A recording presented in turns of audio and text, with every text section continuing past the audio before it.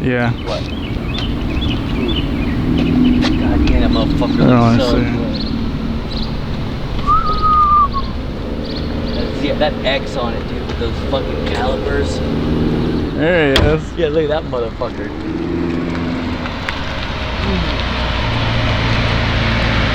Show that motherfucker off. Now that's a sexy ZR1X right there. Chris is rolling right. Man, with that special edition gray, it's like it looks like a matte finish. Instead of it being like a bright silver, has that matte finish to it. Oh my God, it looks so good. He does have the PPF. The orange calipers look so good.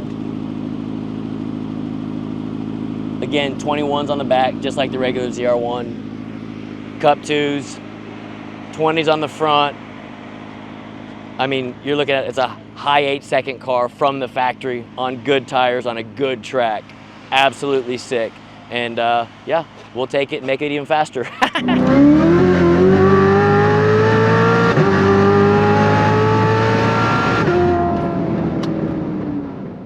Welcome back to the channel, guys. I have Rodney's 2017 C7 Z06 sitting behind me. Shipped it to us all the way from Nevada for what we call our 1,000 horsepower package with the factory supercharger. Let me pop the hood and go into detail of what this package includes to get 1,000 horsepower with 91 octane or E85.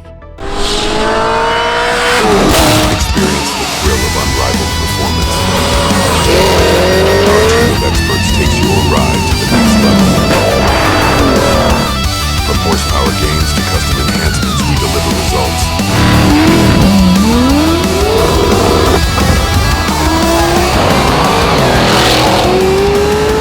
Late Model Racecraft. We talking or we racing? All right, so another beautiful 2017 C7 Z06. Fairly low mileage vehicle for, what is this? God dang. Almost a 9-year-old vehicle. It's crazy, time's going by so fast, guys, but very low mileage vehicle. Again, he is in Nevada, so the temperature there is just as bad as it is here. Humid, shitty air, the DA sucks, but this customer wanted the performance to be reliable where he could drive it every day if he wanted to enjoy it, but it's really just a weekend toy for him to go out and play and do. He likes the highway bombing stuff, some low speed to, let's say, 130, 140 miles an hour. So we recommended what we call our 1,000 horsepower ported supercharger package. So the engine completely gets torn apart. We do the cylinder heads, custom grind camshaft as always. Because he is in Nevada, guys, 91 octane is actually horrible to tune for. So we have to detune it pretty good for 91 octane to make it safe. But that's the reason why we add the flex sensor to it in the flex fuel package with the fuel system so we can run on E85 and make the true numbers for this thing to haul ass. If it was 91 octane only, I think it made 724 rear wheel horsepower. That's tuned for 91, but this customer is gonna always run E85. It made 865 rear wheel horsepower on E85. So again, complete heads cam redone. The supercharger is pulleyed for, I'd say, almost a max effort build for the 1.7 liter supercharger. So we are spinning it really hard to make that power. Again, we can do that because we have E85 as well to keep it nice and safe. E85 is a colder burn than regular pump gas or even race gas. It allows us to run higher octane in it without having to worry about detonation. And it's, again, very popular for customers that are stuck with 91 octane, that do want to race their cars a lot, is why we recommend doing the flex route. That way you can drive it around town on 91 octane, go to car shows, just go on road trips when you need to, but when you actually want to race it and have fun with the car, put E85 in the tank and automatically pick up 150 wheel, and this car will absolutely fly. So full heads and cam. The supercharger is a Kong. We call it the X port. It's a full race port supercharger. Obviously the big gulp cold air, y'all can see our nice LMR breather right here, guys. What that does is releases all the crankcase pressure from each valve cover to the breather, and then we vent this thing out to atmosphere. That way you don't have to smell anything inside the cab. Everything goes up underneath the car and outside of it. The supercharger snout fully opened up for the pour work with Kong, the large throttle body, the big gulp cold air, And again, because it is on E85 and this is direct injection only, we have a low side fuel system installed, we have larger DI injectors, and we have a larger mechanical fuel pump with the flex fuel sensor sitting here. So the customer, all he has to do is put pump gas in it, which will be 91, or he can put E85 in it, which we tell him about a 55% blend.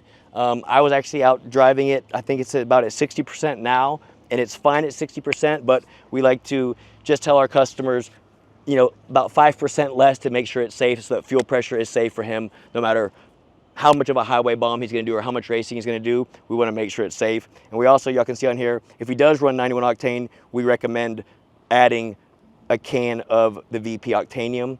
But again, this customer, when we talk to him, he's like, it's never going to have 91 in it. It's going to have E85 in it all the time to race it. And y'all can see, guys, the wheels and tires on this thing will allow us here in a minute when we go test drive it, actually use the horsepower. A lot of the cars that we build that are making, I'm gonna say 850 to 1,000 wheel horsepower, we can put like a Toyo on it and they will kind of work, but if you wanna really utilize the horsepower and that you're getting with this kind of a setup, even this 19-inch drag radial is what's needed. Even with this tire on it, it will spin the tires if we want it to, but at least you can probably go in second gear and floor it and traction control will use it and the car will take off and go. Real quickly, I can show you the dyno graphs. I know I said it real quick. Yeah, I'd like to show you that next. Yeah, 724, again, guys, that's with low timing for 91 octane, just in case he does run 91, we want it to be safe. And then on E85, I'm gonna call it E60. It made 864 rear wheel horsepower.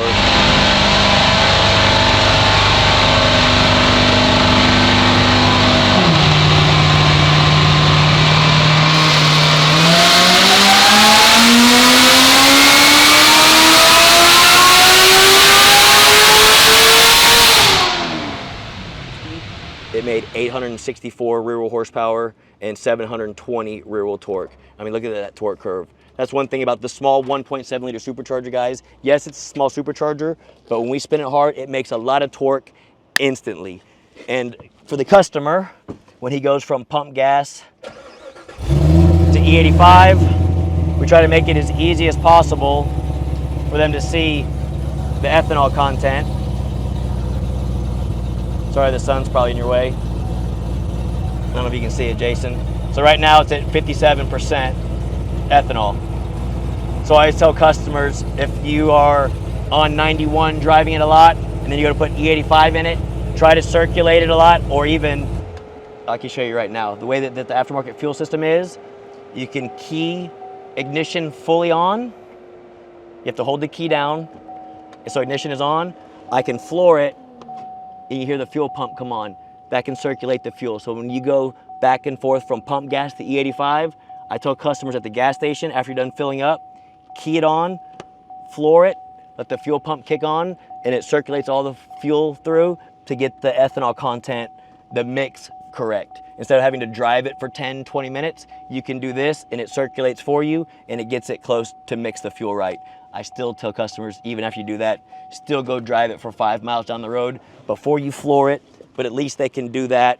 And that way the line and everything is already set, ready to go for their ethanol content so they have an idea of what to do. But yeah, this thing, good horsepower. I'm gonna start it now, let y'all hear this thing at idle. Sounds great with the camshaft in it and the 8-speed automatic. The way that we tune these things with the automatic shift in manual mode is what he wanted for roll racing. So let me start it now so y'all can hear it, and let's go for a test drive to burn some rubber.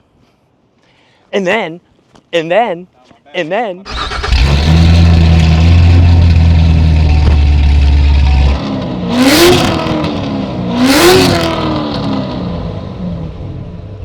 sounds so good.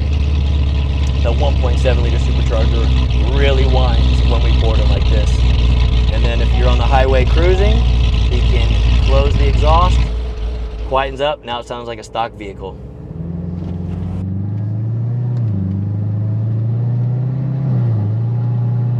All right, we do have a big storm getting ready to roll in. Probably the next 30 minutes or 45 minutes, so I'm gonna quickly try to make at least one rip for you guys so you can see how fast this car truly is, how good it shifts, how good it runs with a decent tire on the back of it.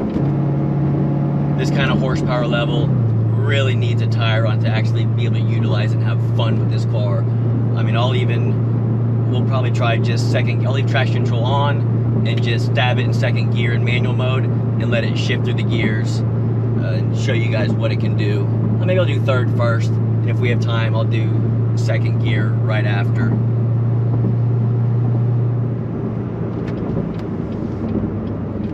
I'm gonna log it too, make sure all the shift points and everything look good, which I know they will, but just in case, if we gotta make an adjustment afterwards, we can. Alright, we'll do third gear.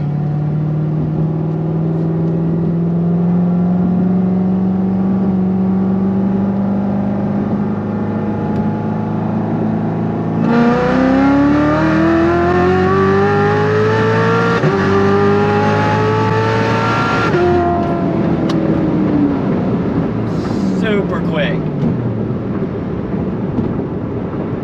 Shifts were money. Let's do second gear. Traction control on, so it's going to help us out. But I want to go 2 to 3 and 3 to 4 at least. Let's see what it does.